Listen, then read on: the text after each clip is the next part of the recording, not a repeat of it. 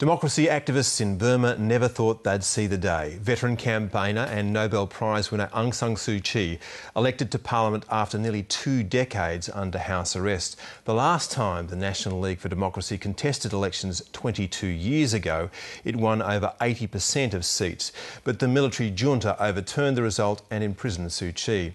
Now another vote has delivered the opposition leader a landslide and her party up to 43 seats, though the army and its allies still dominate the parliament. Southeast Asia correspondent Zoe Daniel has spent the last 4 days in Burma following its first tentative steps towards democracy. Is this the new Burma? We hope that this will be the beginning of a new era where there will be more emphasis on the role of the people. Scenes like this are unprecedented in a country notorious for hardline military rule and crackdowns on political opinion. There's a sense a new era is coming, and these may well be the children of change. Wake up, Myanmar, wake up. Rap artist Nazor sings to thousands using the country's official name. It's he and the others on the back of this campaign truck who may well be the eventual drivers of real progress. Though it's said that we have democracy, people don't have a feeling that they have it. I mean, nobody believes they have democracy now. People dare not speak out about what they really believe. That's why I have to encourage the people to wake up. Being able to vote freely without fear of reprisal is not the norm in Burma. But things are changing here. International and economic isolation has seemingly prompted a staggering series of government reforms, and as part of that, 44 by-elections have been held. That represents only 10% of the parliament, so even if the National League for Democracy wins all the seats, the opposition's influence will be minor. And there have been problems. Allegations of ballot paper irregularities and names missing from electoral rolls, although international observers say the vote appeared generally well run. Even before voting began, National League for Democracy leader Aung San Suu Kyi said it couldn't be fair. But during elections in 1990 and 2010, she was under house arrest. Now she's entering Parliament with a new following. We have been extremely successful. We have been energised and encouraged greatly by the response of our people, by their eagerness and their preparedness to take part in the political process of their country. Everywhere we go, we find that not just older people, but even small children are involved in the political process and are very enthusiastic about what is going on. Aung San Suu Kyi's delight in engaging youth is driven by pragmatism. She's 66 and her health is struggling after a gruelling campaign.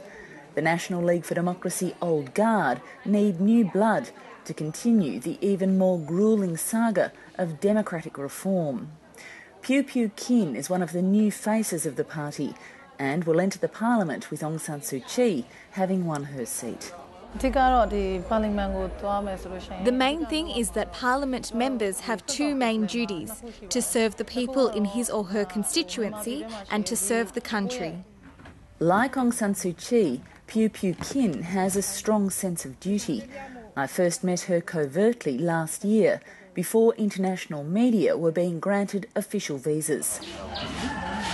Then she was running a treatment program for HIV-positive patients desperate for drugs and help in a country where the most vulnerable have been punished for their plight, and so have those trying to change that. I was arrested and detained at insane prison for 4 months.